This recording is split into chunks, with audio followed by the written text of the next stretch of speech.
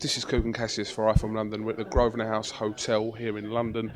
With me, I have the former undisputed world champion Lennox Lewis, former gold medalist. How are you, sir? I'm very good, thank you.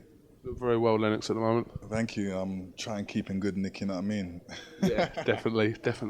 I just want to ask you about what you're actually doing here at the minute, Lennox. You're in London, which is not always a rarity, but you come here. But what are you doing here specifically this time? Well, I've actually just come from Russia, where I was over there. I was invited to see a fight over there, and I went to see Klitschko and Povetkin fight. And while I was watching the fight, I'm looking at the fight. I'm like saying, boy, boxing really needs help because you have virtually a man up against a boy, and there's $25 million involved. And somebody's put up $25 million believing that this boy can beat this man, when there's a lot of things against the boy, such as age, strength, size, and experience. All those things lacking, he's up against Klitschko, which is the man with all the experience. Can't really see him winning. And then when you see the fight, it was totally a mismatch. So really, what I want to do, I want to help heavyweight boxing. I said I was going to get rid of all the misfits when I was in heavyweight boxing. Got rid of all the misfits. Now it's time to basically bring back the sweet science into the sport. So I'm going to put out a call for all the people that really feel that they want to be heavyweight champions out there and be successful. I want them to basically go online and send me a video to my website and let me know exactly why they want to be a champion, and maybe show a bit of technique so I can see if they can box. And with my training team, we're going to take a look at all the tapes and figure out who we should invite to training camp. Okay. I'm not actually a boxer myself, but can I send the video just so you can see where I shape up? Of course. You can be one of many, and I've got some people that will give you a look and tell me if you're going to make it or not. Do you think you're going to make it? Do you have the fighters? Do you have the killer instinct, though? I think so. Anyone that's seen me train or on the pads probably would disagree, but I think I have. Have you gotten a fight before? What, in the ring? No, outside. Yeah, I've had loads of fights. And? All them women lost, man. No, I'm not promoting that at all.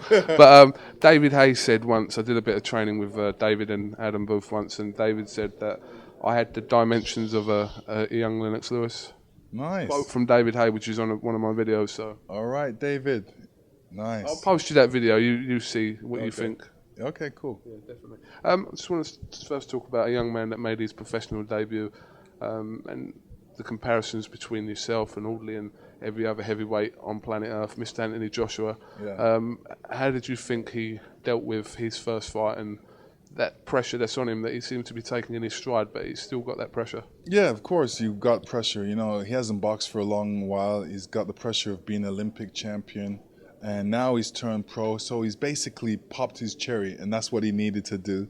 And congratulations, he's a professional now. Now it's time for him to go through some learning and teaching and training, and getting that one fight out of the way is very important, especially for him, because he's been sitting back watching his Olympic teammates have their professional fights and being sitting there just like, when is my time? When is my time? So he's got some good people around him right now, so they'll help him to move on and get a lot more fights under him, because that's what he really needs, some experience right now. The way people perceive the Audley-Harrison situation, is there a danger of possibly overhyping Anthony Johsua? Yes, there is, because people have to remember, he's not a professional heavyweight champion right now. He's an amateur champion, and basically has to empty his cup. Now he has to retrain himself as a professional, and there's a lot of work to be done. So, you can't expect him to be great all of a sudden. Even after his 10th fight, what people usually do is like say, he doesn't look that good. But remember, he's only had 10 fights, but he hasn't had none yet. So even his first fight is still a learning process. So, these are the things that you have to go through when you're starting your professional career. And especially for him, he's going to be criticized because he's an Olympic champion. So people are going to expect a lot more from him a lot quicker. Just as a hunch feeling, if you was to say yes or no, do you think that this boy will become world champion? Just as a hunch. I think he's got the makings of a world champion. He's got the pedigree. The pedigree is the important part, which is the gold ticket into the professionals, and that is winning an Olympic gold medal, and he's done that already. So if you look at past world champions, most of them, nearly all of them, were Olympic champions. So he's already made that first step towards being heavyweight champion. Okay. In your opinion, can you rank me your top 5 UK heavyweights right now? UK heavyweights right now. Wow, that's a big one. You definitely would have to put David Haye up there. So you put David Haye at number 1? I'll put David Haye at number 1 because he's boxed the bigger guys, and the better guys had the more experience, and he's been there for a while.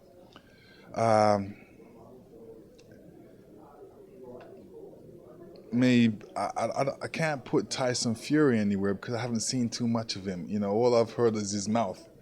For me, you have to prove yourself, prove that you're good before you start talking.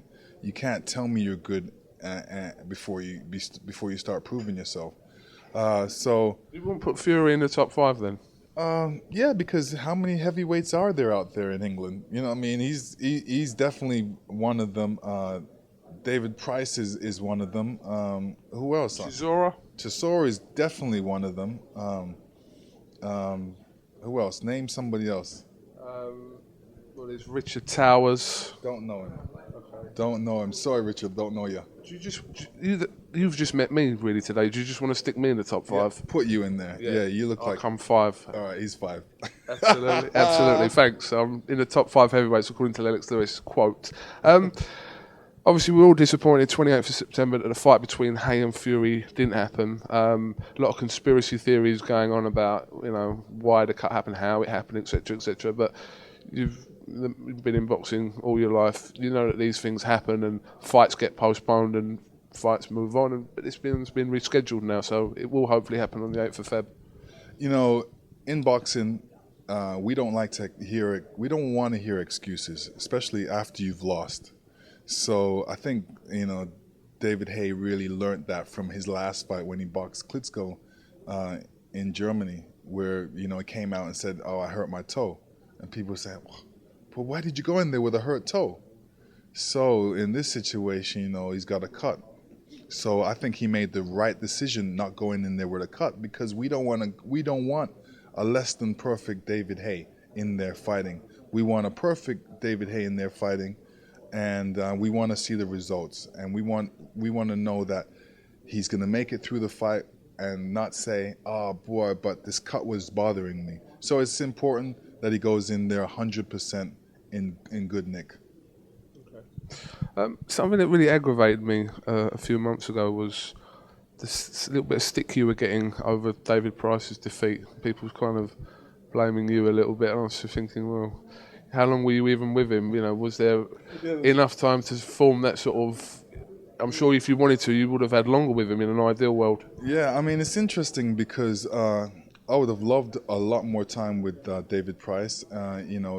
We only seen each other for 3 weeks, and then he came back over to England and did training for 5 weeks without me. And, he came over, he spoke about his defeat. He really wanted to get back in there and beat this guy. And I believe that he could beat the guy. If you look in the first round of his fight, he basically knocked the guy down. I was jumping up, and by the time I turned around, the guy was getting up, and I was like, okay, this is a long count, because I know I haven't been jumping for 10 seconds. But it happens.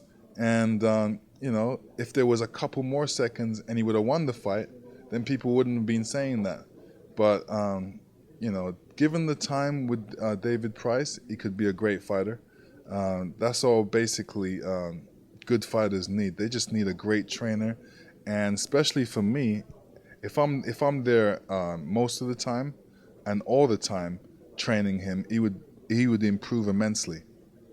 David was on ringside the other day and said, in hindsight, he probably shouldn't have jumped straight in for the rematch. But is it easy to say that after you've taken the rematch? Because if he'd beaten him, then it's a masterstroke by their team and everyone else. But do you think now, looking back on it, that he maybe should have had just a little 10-rounder to ease him back into it after that first defeat? Yeah, it really depends on how you look at it, because if you look at some of my losses, my losses were really one punch, and then the referee went in there and counted me out. I'm like, come on, this is a second round and you're counting me out? It's not like I've been beaten up for 2 rounds or 10 rounds where you have to stop the fight. So I realized as soon as I lost the fight that, boy, I need to get back in there straight away. The problem with that is the guys that fought me and beat me, they didn't want to fight me straight away because they knew it was a lucky stroke. And in David Price's case, he felt that he could really beat this guy. And I actually thought he could beat the guy because, he's got all the attributes to win this fight. Longer arms, he's strong. Like I said, he knocked the guy down in the first round, thought he was out, but the guy was able to recover. He's an old pro. He's basically an old-time sparring partner, so he knows how to survive and wait until the correct time. And he was able to do that, so he used his experience against David Price. A lot of these American heavyweights on the scene now that we don't always know too much about. There's one in particular I want to ask you about, Deontay Wilder, whose record is phenomenal. The caliber of opponents he's faced is arguable. So what do you think about him? Is he the real deal, or can we not tell yet after 30-odd fights or 29 fights? See, the way I look at it, for my 14th fight, I boxed Gary Mason. Gary Mason for the British title.